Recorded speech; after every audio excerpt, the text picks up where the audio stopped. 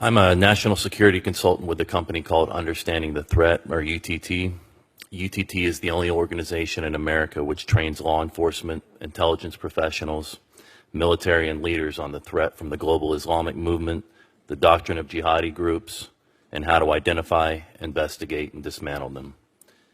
Universally, the enemy, jihadis, whether it's Al-Qaeda, ISIS, the Muslim Brotherhood, they all state that they are Muslims waging jihad in the cause of Allah to establish an Islamic state under Sharia.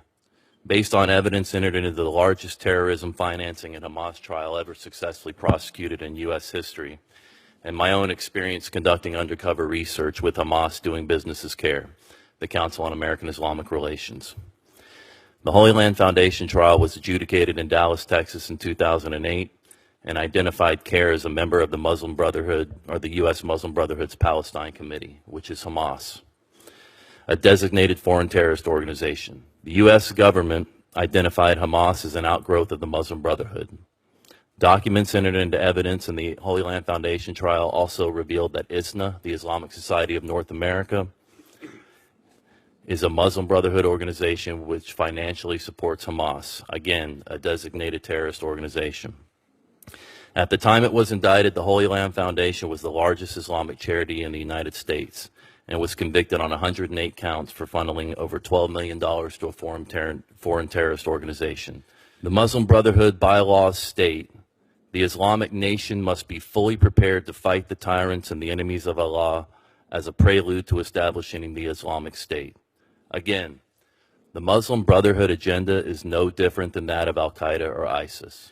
Now, during my time conducting undercover research as an intern for Hamas, both at CARE Maryland, Virginia, and Herndon, Virginia, and CARE National in Washington, D.C., I preserved documents that revealed Hamas doing business as CARE conspired to cover up fraud committed by one of their immigration attorneys, discussed coordinating with bin Laden and his associates, placed staffers and interns inside congressional offices, conspired to influence Congress, specifically Judiciary, Intelligence, and Homeland Security committees, impacted congressional districts, tasking each Hamas chapter office with influencing at least 2 legislators, and ordering books from the Saudi embassy on the virtue of jihad and martyrdom.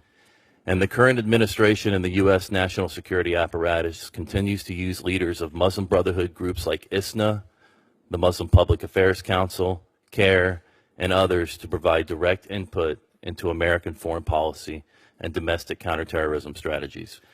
I attended a convention in Columbus, Ohio in 2008 organized by Muslim Brotherhood group ISNA, and both the Department of Homeland Security and the Department of Justice Federal Bureau of Prisons had recruitment and outreach booths.